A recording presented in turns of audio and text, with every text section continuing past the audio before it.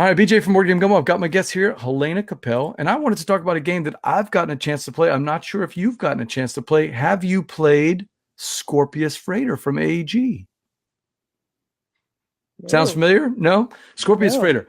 If you like the show Firefly or any kind of show where there's rebels trying to evade the government, then this is the game for you. Now, I will admit that the theme is not exactly it's not the biggest theme, but the it's got a great design pedigree, a couple of really good designers, Matthew Dunstan, David Short. I don't have it in front of me, but basically what it is you've got this three system rondels on the board, three different rondels, each with all the different actions. On each one of those rondels is a different ship representing the government hovering around the system, watching us honest businessmen, just a little bit, maybe skirting the law every once in a while if we can, trying to bring needy medications maybe down to the home planet system or different technologies to this home planet system. And as you go around the rondel, you upgrade your crew. You, as you can see from that little photo, you build bigger spaces on your storage. And what's really cool about it is not only you're upgrading your crew,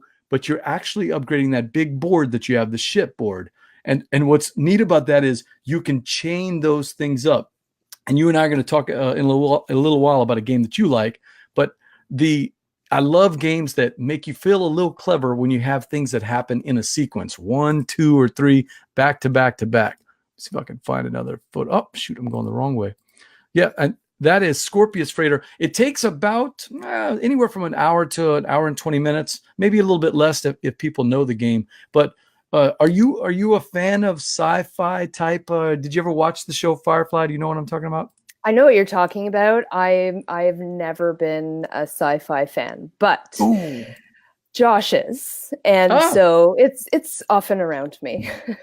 yeah, so So that's David. I did get it right. It's David Short and Matthew Dunstan. You might remember Matthew Dunstan. He's done a million games, but Elysium is probably the one that oh he's yeah, most well known yeah, for. yeah. Fantastic game. Again, in Elysium, you know that you can chain up those cards, and that's the thing that always makes you feel clever. And that's what Scorpius Freighter does. When you get a chance, you build up your little ship there with those tiles, and the placement of those tiles next to each other can actually give you stronger and stronger actions. If there's one thing that's maybe a downer for the game, it's not really that thematic. I found Elysium a little bit more of a thematic game than Scorpius Freighter. But if you have the right play group and you have people that get into the rebel scum theme or the Firefly, theme versus the, brown coats, then you're going to have a good time, and maybe you can bring that theme out. But that is Scorpius Freighter from AEG.